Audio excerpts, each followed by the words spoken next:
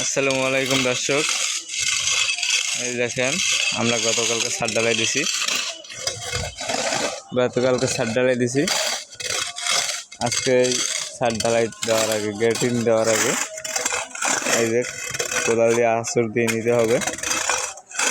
দেখেন ইট দিয়ে বাঁধ দিয়েছি, সুন্দর মতো আশ্রয় নিতে হবে। দেখেন পুরো আশ্রয় নিয়েছি ছাদ। আশ্রয় নিলে আর কি গ্রেটিংটা ভালোভাবে দাঁড়াবে, সুন্দরভাবে।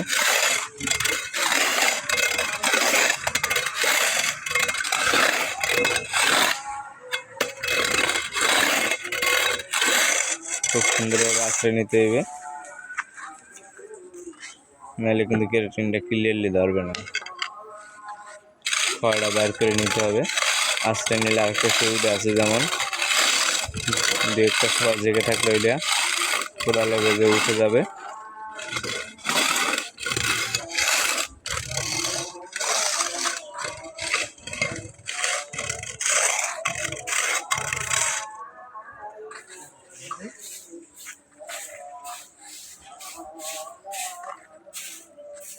এই যে দেখেন এখানে আমাদের সিঁড়ির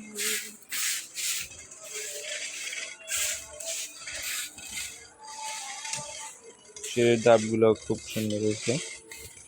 এই যে উপরের রক, এই যে এবার নিচের রক, এই যে সিঁড়ির গ্যাপ।